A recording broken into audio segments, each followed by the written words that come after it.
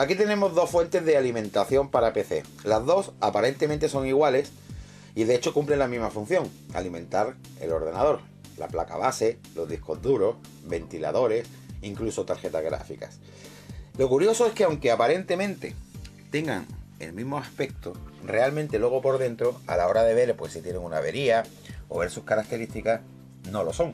De hecho podemos comprobar que los cables, los típicos cables que alimentan unidades, por ejemplo, como discos duros o como ventiladores, y sobre todo los cables que van a la placa base, son idénticos. Son cables tipo placa base ATX. Quiere decir que son iguales en apariencia, José María, pero ¿en qué varían? Básicamente que el interior. Bien. Bueno, para un neófito me parecen iguales pero diferentes. Son prácticamente iguales, pero con unos cuantos años de diferencia. Entonces, una incorporaban filtros, que era un filtro, y la otra directamente lo hace con circuitería. Ajá, por ejemplo, esto que tenemos aquí, como veis, tiene una pieza más. Esto tiene una pieza más. Que es un transformador, ¿no? Sí. Vale, ¿y en el otro en qué se sustituye? Pues en circuitería. Aquí tenemos circuiterías como esta y demás que se encargan de hacer la misma función. O sea, son fuentes mucho más livianas. Sí, incluso ahora son más livianas todavía. Y una pregunta, ¿el hecho de que esta tenga el transformador así grandecito y esta le tenga pequeñito, varía en cuestión de estabilidad, de potencia o algo? No, prácticamente igual. Simplemente el coste de fabricación es menor. Hombre, como dicen siempre, que antes las cosas las hacían mejor. Sí, no, las fuentes se rompen igual. Se rompen igual. Bueno, antes de hablar un poco de la fuente, sí queremos explicar cómo identificar una fuente, porque uno de los mayores problemas que ocurren en un ordenador son problemas de fuente. Bien porque sobre todo se quede corta. Resulta que compramos un PC con su caja y con su fuente de alimentación, empezamos a colocar cacharros en el ordenador y nos encontramos con que empieza a reiniciarse o hay dispositivos que tienen problemas y demás. Eso suele ser porque la potencia que dan las fuentes no son las mismas en todas, se puede elegir. ¿Dónde miramos eso? Normalmente en el chasis.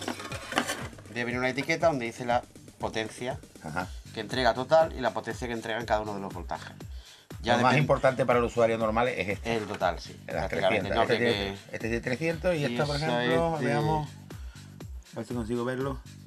Esta cuesta más trabajo. Sí. Si no, por la parte trasera también lo llevan, ¿no? No, la etiqueta la perdí, pero esa es de 300 también. También de 300, ¿no? O sea que miremos siempre la potencia. Debo recomendar que para ordenadores actuales anden en torno a los 450 vatios. De 400 hacia arriba. Hacia arriba. Bueno, José María, vamos a explicar, elijamos la más moderna. ¿Qué hay dentro de una fuente? Es decir, ¿qué podemos encontrar? Porque claro, circuitos hay muchos, ¿no? Y componentes. Bueno, circuitos hay pocos, pero muchos componentes. ¿Para qué sirven? Es decir, ¿qué función tienen? La fuente de alimentación se encarga de transformar la corriente alterna que nos llega por el enchufe de 220 voltios, 230. En Latinoamérica comprobarán que en algunos casos son 125, pero es lo mismo. Es decir, no es lo mismo, pero que funcionan con el mismo proceso. ¿Vale? Y la transforma en los distintos voltajes que utiliza un ordenador. Por ejemplo, aquí tenemos los cables para discos duros y demás, y los cables para placa base. Perdón. Una cosa, las fuentes de alimentación dan dos voltajes diferentes siempre, ¿no? Dan varios voltajes, no solamente 5 y 12. 5 y 12, ¿no? Sino que incluso en el chasis, como vemos aquí, te dice toda la gama de voltajes que da. ¿Ves? Da 3,3, 5, menos 5, 12, menos 12, 5 voltios y el resto son comprobaciones. Ajá. Vale, perfecto. Bueno, sigamos. Todos son estos cables. Exactamente. Bueno, hay algunos cables ahora con los discos duros USB, pero en los SATA, que hay un cable negro, mucho más plano, pero de todas formas existen adaptadores. Sí, bueno, pero esa es cuestión de es una clavija realmente, realmente la alimentación es la misma. Vale, perfecto. Bueno, pues veamos un poco el interior. ¿Qué nos encontramos? Nos encontramos toda la clavijería, todas las clavijas de entrada de corriente que van a la placa, las transforma en corriente directa. ¿Que se encarga esa parte de aquí? Efectivamente. Señálala, por favor, porque si no yo me pierdo. Entra por aquí, pasa que se ve poco, está delante del ventilador. Ahí entra la corriente, por esa zona. Sí, vale. La transforma en corriente directa. Sí. Pasa a través de estos condensadores, desde aquí, que son los que se suelen romper. Es decir, lo normal que se rompe con una fuente de Los alimentación condensadores suelen ser por temperatura, se suelen romper. ¿Merece la pena cambiar un condensador o mejor comprar una fuente? Si te hace ilusión, sí, pero realmente ya el coste ya no merece la pena. Entonces, cuestión la cosa es que tenga una fuente y diga, ya hombre, yo sé que tú te la arreglas, pero claro, hay que es cuestión de entretenimiento, tiene que gustarte. Entretenimiento y buscar el condensador, que es el mismo, ¿no? Bueno, vale. Otra fuente rota la puedes coger también. Apaña una con otra. Eso tú, que tienes aquí un almacén de... Luego sí, poquito tipo. Luego la convierte en oscilación, la vuelve a pasar por los transformadores. ¿Qué quiere decir que lo convierte en oscilación? Porque lo que hace es elevar el voltaje. Ah, lo eleva.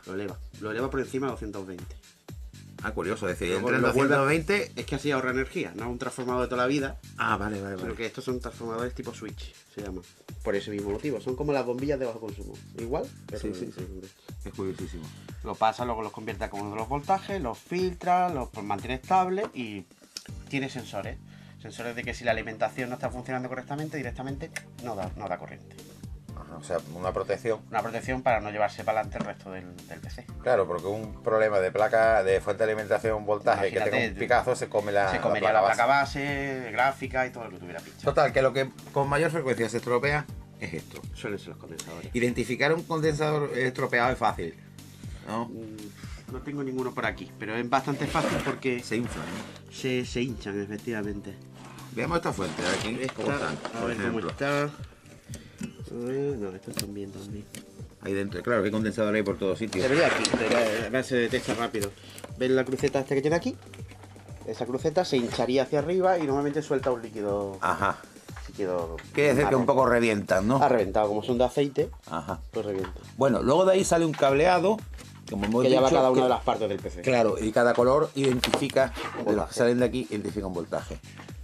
Aquí los tenemos. De hecho, bueno, estos los podemos identificar Estos son fácilmente. 5 el amarillo, perdón, 5 el rojo, Sí. el negro es la masa y el amarillo 12 voltios. Es decir, que si nosotros queremos conectar algo aquí, tenemos que tener claro siempre que... Bueno, Claro. conectar. Si va, por ejemplo, un disco duro no te puedes equivocar. porque la No, clavija no, me tiene refiero a que forma. quieres meter un ventilador, por ejemplo, coger un ventilador que no tenga los terminales. Pues sí, sería el rojo, serían 5, el negro sería la masa y el amarillo serían 12 voltios. Dependiendo del tipo de ventilador, porque claro, hay Ventiladores que son de 5, ventiladores que son de 12. Aquí tenemos un ventilador, echemos un vistazo. Veamos este ventilador.